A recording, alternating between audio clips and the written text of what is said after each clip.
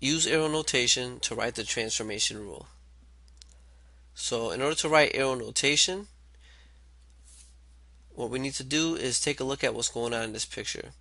So what is going on here? So I can see here we have a triangle ABC, and this triangle ended up sliding over here. Right? Everything looks exactly the same. It just basically shifted from here to here. And if I want to illustrate that, let me just draw this, trace this here,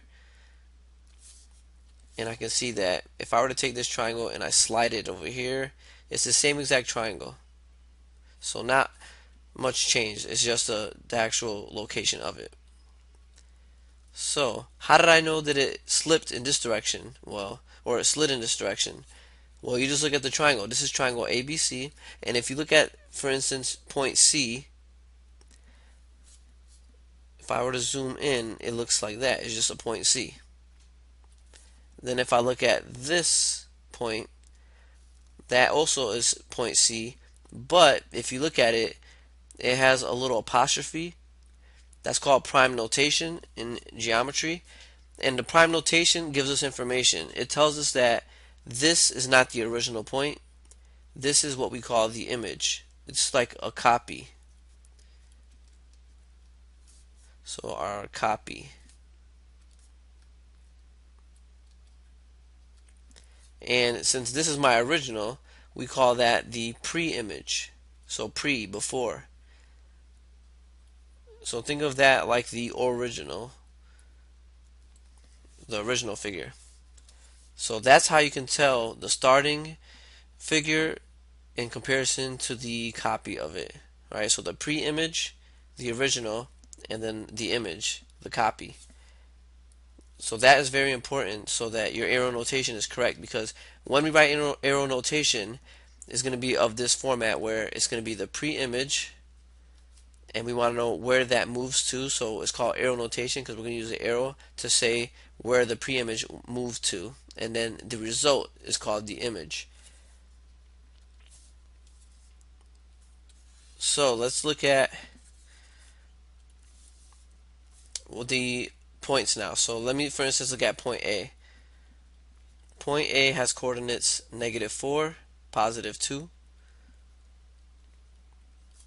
And if I look at where it moved to, well, this is point A. Its copy would be in prime notation right here, A prime. So that's the new location of the point. And that point A prime has coordinates 0, 0. It's at the origin. So it moved from here to here. And then let me plot the other points. So B is -2, +2. And its image, B prime, is located right here, and that's the coordinates 2, 0. And then the last point in the triangle was point C, which is -5, +4. And that gets mapped to C prime, which is now located at -1, +2. So if you look at each point, what we're going to do now is observe the x values. Let's see what happened to the x values. So here's the x value for A, the x value for B, and the x value for C. Now let me look at the x values for the images of those points. So where did they move to? And now what we're going to look for is a pattern. So all of these are my original points. So in arrow notation, we're going to put the original points. We're going to represent it with the letters X, Y. So these are my original points. All these are represented by X, Y. And we want to know where does each point move to. So where does each point move to? So I'm going to put X here first, and now we have to look at the X values. Right? The figure we know it moved to the right. So we're going to say, okay, well, how much did it move to the right by? So if I look at the actual picture, let me look at point C, for instance. Well, if I want to get from C to C prime, I have to move to the right 1, 2, 3, 4 units. And that'll get me to the location above C prime. And let me check point A now. So if I look at point A, to get from A to A prime, I have to move to the right 1, 2, 3, 4. And then my last point B to B prime to get to that location over there, I had the X values increased by 1, 2, 3, 4. So for all of them, the X values increased by 4 units. So what I would put here is that I added 4 to each X value. It increased by 4. And then next, my Y values. What happened to the Y values? So I put Y. So what happened to each Y value? So here's my original Y value, 2, 2, 4, 0, 0, 0. So I want to know what happened to them. And if I were to do it without looking at the picture, I could just observe the values themselves. So to get from 2 to 0, I can see that this number went down. It decreased by 2. If I look at this number, 2, it went to 0. Well, that means it decreased by 2. And if I look at this number, which is 4, that went to 2. Therefore, it decreased by 2 as well.